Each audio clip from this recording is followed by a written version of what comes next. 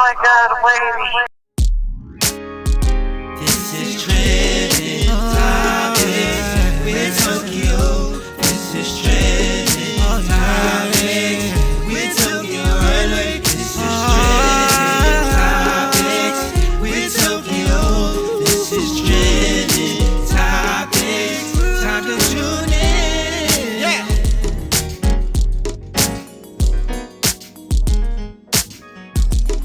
Man, it's your boy Cashback Hoover, man. Low main game, man.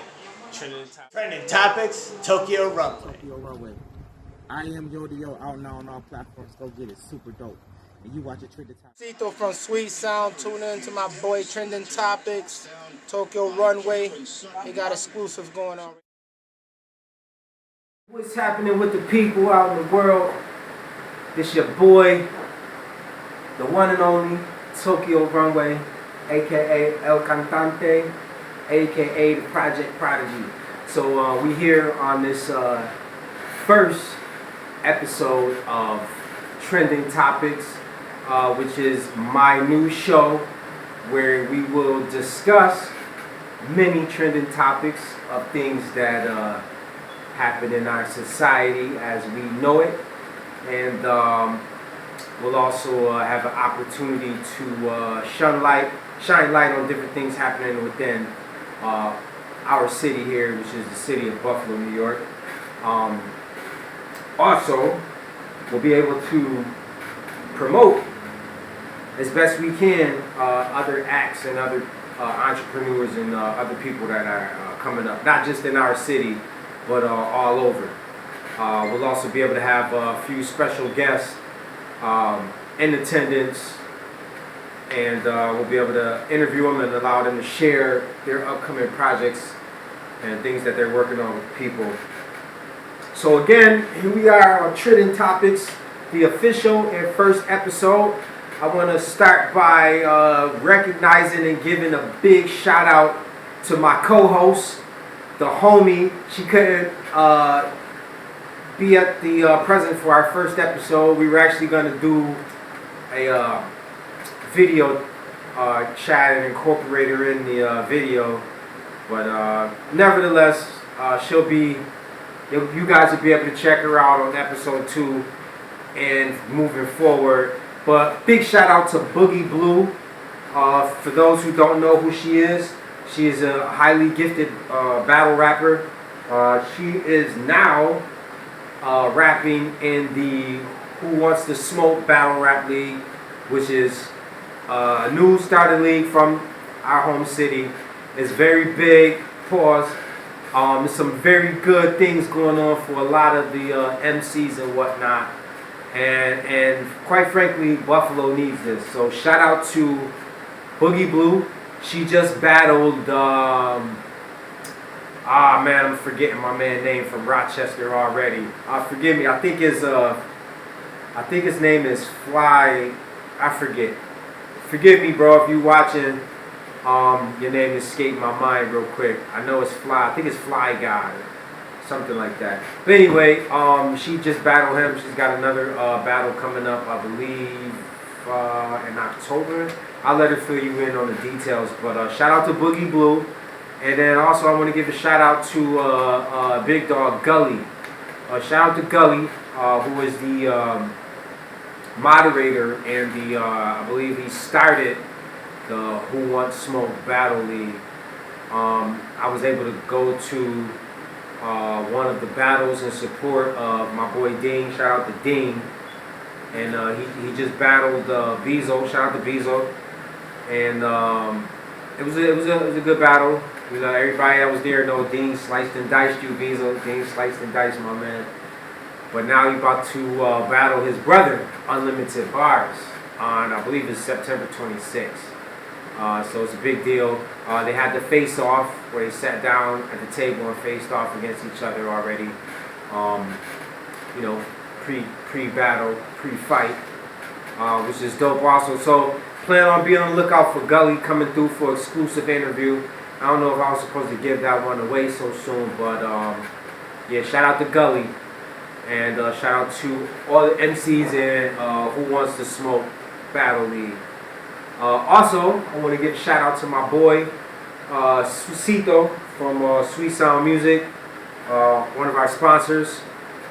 He's been a staple in our city for over 18 years. Shout out and salute to my bro Cito. He supported a lot of local talent. A lot of people were able to put their music in his store and whatnot. So shout out to bro. Also want to give a big shout out to my bro from another Mo, my man Ryan Camarda, aka Wave God. As y'all can see, I have on Wave God apparel. Shout out to my bro. He got some fire clothes, basically streetwear. He's coming with some other dope concepts and things for you guys soon. I'm not gonna give it away. I'm gonna let him tell you all about it when he pops up on the show.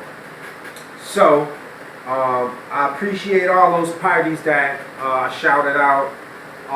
One more shout out that I want to give, actually two more, because they help draw a little bit of inspiration for the show.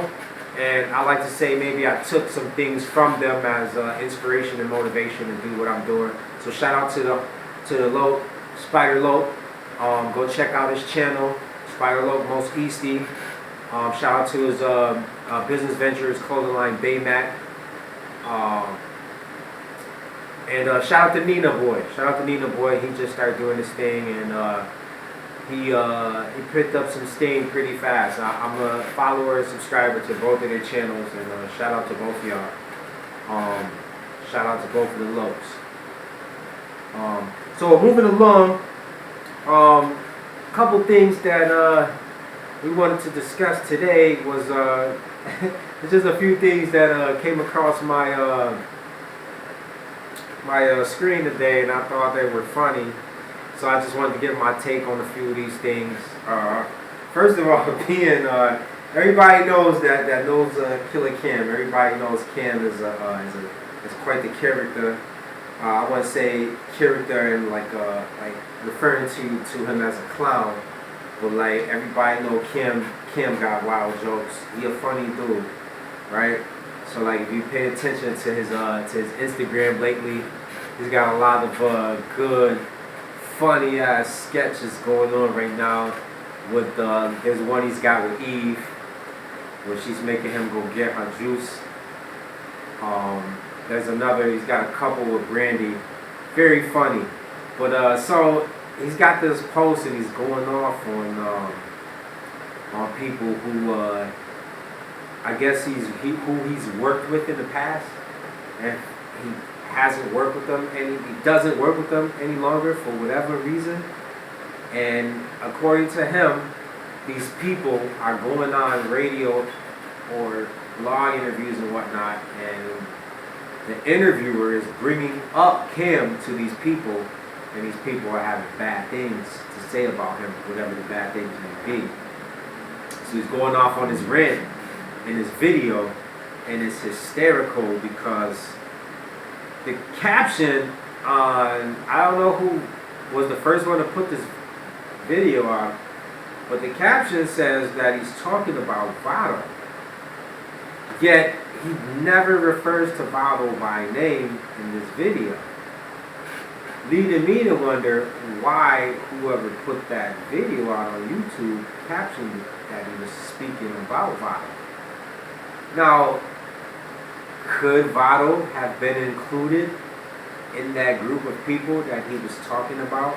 He said he's going to expose people. He said he's got iPhones from years ago with text messages, screenshots, photos, you name it, exposing all of these people who are allegedly talking bad about him. He goes on to say that, let's talk about how you got beat up in your own hood. He says that whoever he's talking about had a baby with a girl that he said was a hood piece or a hood booger that everybody done had a piece of. He said everybody, she's like a doorknob, everybody had to turn. Well, he didn't say that, but he didn't say it, quote, but that's basically what he was saying. So he's saying that you wifed a girl like that and got her pregnant after they told you not to, after the homies told you not to. He also says that this person he's speaking about is a drug addict. Now I'm wondering, is he really in fact speaking about Vado and just didn't want to say his name? Well, Cam did say he was speaking about a lot of people. He didn't say any one person directly. But when he got to that particular section when he was talking about the baby mom thing and they get beat up in the hood, sounds like he's talking about one specific person. So maybe Vado could be included in that. I've never personally seen an interview where Vado said anything negative about Cam. But I mean, I digress. Somebody may have one somewhere and can pull one up. So feel free to let me know in the comments what's your thoughts and anything added that you would have to say on that. I just thought that was pretty funny. Another thing that I thought is hysterical that a lot of people have been paying attention to in the news is obviously the versus battles. And apparently the last battle that we just witnessed was the Fat Joe and Ja Rule. I guess these guys are still friends or what have you. I personally think that was a terrible matchup for a battle. Like, totally different styles. I mean, they were kind of out in the same era, but I just think that's a bad. I think a lot of these verses were bad. I didn't even think the Locks and the Dipset was a good matchup. Again, two different styles. I wouldn't have put them two against each other, but other people may disagree with me. But the part that I find so funny is when Fat Joe goes to call. He refers to Vita and Lil Mo as you went and got these dusty bitches from the crack house. I thought he was kind of wrong for that. I mean, that was a little out of bounds. Let's keep it a stat. That was a little out of bounds. But I think what happened with Fat Joe was I think maybe Ja Rule was killing him so bad with the hits and whatever comments he was making that I guess Fat Joe felt like he had to say something, whatever he could reach for to put it even somehow. So I think that was a comment out of desperation. Although he did apologize afterwards. There was a little bit of back and forth with Remy Ma and Lil Mo afterwards. I guess Lil Mo felt that Remy Ma shouldn't have tried to stick up for Fat Joe for Lil Mo having issue with Fat Joe calling her a dusty bitch from the crack house. So it's a little out of bounds for Joe Crack to say that, but I gotta admit that shit was funny as hell. It was pretty funny. You guys can let me know your thoughts on that also. If you thought that Fat Joe was out of bounds for referring to Vita and Lil Mo as dusty bitches from the crack house, if you think he was out of bounds for that, let me know in the comments what you think. In other news, apparently P. Diddy thinks that the only person that he can do a versus against, and it would be fair, would be Dr. Dre. I don't know if I particularly agree with that one. For several reasons. And I'm going to get into that.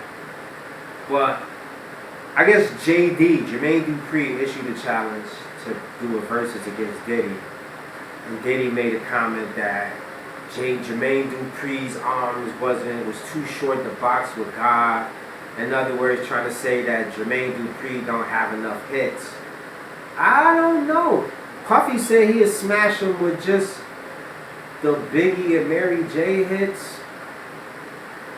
Got a lot of hits from Mary and Big. That's a lot of hits. But then again, you can go to Jermaine Dupri having a lot of hits with Bow Wow and having a lot of hits with Usher. And those just two artists alone. Then, we gotta also remember that he has made a lot of big records for Mariah Carey. Like, you can't just dismiss JD like he just some slouch. He recently put out a video with him working on the MPC, actually making a track, something we've never seen Diddy do before. But he gets all of these executive producer credits and whatnot on the albums. I'm not going to dispute his ear of knowing what should go where in a record, or what should come out, what should be turned up, what should be an idea or subject matter of a record. I mean, he's got that in creativity, but yet, let's keep it all the way a stat. We've never seen Diddy sit down at no instrument and play nothing, or sit down at no drum machine and crank out nothing. Right? I don't even recall ever seeing Diddy sit down at the mixing board. So, with that being said, I always thought that it was pretty dangerous territory to tread upon for somebody that's not actual hands-on musician or like actual producer to try to come at somebody who's actually hands-on, that can actually make the shit. If you feel what I'm trying to say to you. But, you know, let's go. I think him and Dr. Dre would be a good joint. I think they both got hits. But let's not dismiss a nigga like Pharrell. Like, Pharrell got joints, bro. Let's take the joints with Jay-Z alone. He could battle with Puffy. As a matter of fact, let's go Timbaland. Timbaland is another one that could go battle with Puffy. Swiss Beats could even battle with Puffy. So, like, I think dude is, like, tight wilding with that one when he come out and say, like, the only person that could compete is Dre. I don't know about that, bro. I don't know about that. I don't know. Shit. On the producer front, Eminem might have something to argue about that. Just saying. You know what I'm saying? Before you jump out there and just get the scene, you better than niggas. You know what I mean? You gotta think about the list of niggas that's out there. You know what I'm saying? So, yeah. But anyway, before I get it rolling out for the episode, I want to talk about the last piece of news. Good shout out to the young brother Spotem Gotem. It's good that he in recovery, gonna make a full recovery, and he in stable condition, according to his manager. He was shot in a drive-by shooting leaving a studio in Miami. He was shot. They say 5 times. It was reported he was shot 5 times. That the vehicle he was in, the driver's side, there was 22 shots let off into the driver's side of the vehicle. Apparently the driver was shot in the hip, and Spotem Gotem suffered gunshot injuries in both legs. But again, it is reported that he's in stable condition, is going to make a full recovery. Again, that's according to his manager. So shout out to the young bro, Spotem Gotem. Speedy recovery to the young black bro. This is crazy out here how the activity of us, you know what I mean, as the politics and the activity between our people amongst each other, you know, how shit is, you know. But anyway, that's a whole nother topic for another discussion. We're going to keep it real short and brief. Again, because the co-host ain't here today, and there's a lot of things that we got lined up for you on the next episode that you all are going to love and enjoy. So check this out, right? Why don't you all do a big player favor and give me some feedback. Let us know what you want to see, topics you want us to discuss on here in particular, any guests that you want to see on the show. Anybody that have anything that they want to promote, send me the info and we'll get it rocking for you. Alright, again, this is your boy, Tokyo Runway, and you are watching Trending Topics. You heard? living.